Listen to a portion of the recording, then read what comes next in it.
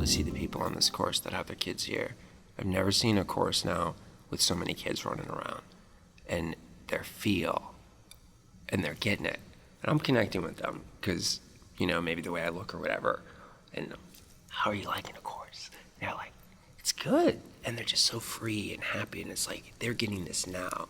So there's not a lot of cleanup they're going to need to do. My mom is an avatar master and a wizard. And my wife is an avatar master and a wizard. As I'm sure you know. In our relationship, my mom and I can talk about our entire family, you know, and all the generations from the avatar and from the wizard point of view, which is an amazing thing to share with my mom. And I'm sure it is for her too, to share that with me. And because my wife is a wizard, the three of us kind of can do that together for the whole family.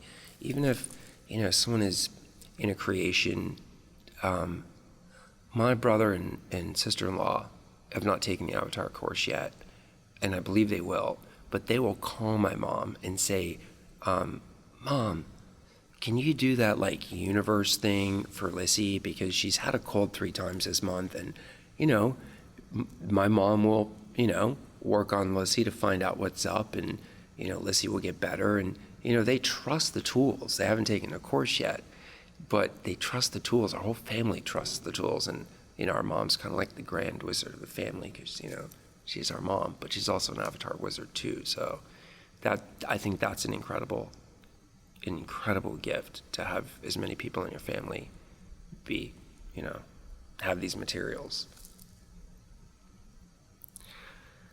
As a performer and a recording artist, I think that the biggest thing that I've gotten out of the whole thing is that it's deliberate.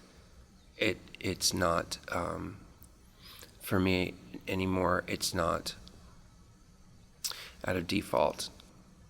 In other words, sometimes we are who we are because we're resisting being who we really are, who we think we are, who we don't want to be, or whatever. And I think for a while there, being a musician or an entertainer or a celebrity or whatever was something that I had never even contemplated. It was just who I was.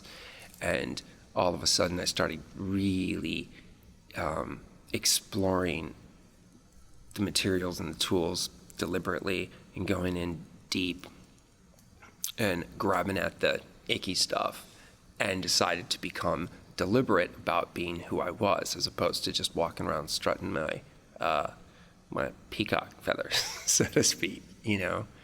And so you become softer, obviously, and less asserted, and yet at the same time, I think you become more deliberate and intentional about what you want, because you really want that, and you know why you want it, and you don't just want it for you.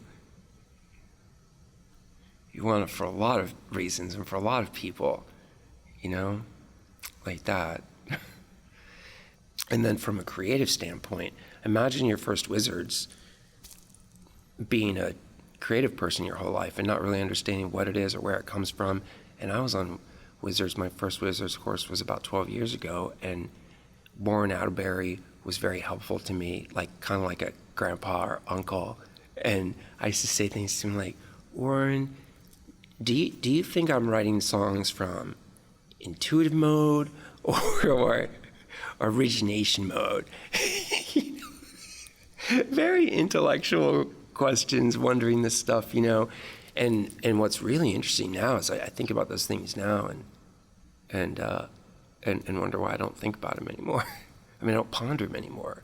Like, it just comes. You know, the stuff just comes. It's natural. Like, it just is. Whatever it is, it's like, I am who I am. But I'm also who I want to be deliberately.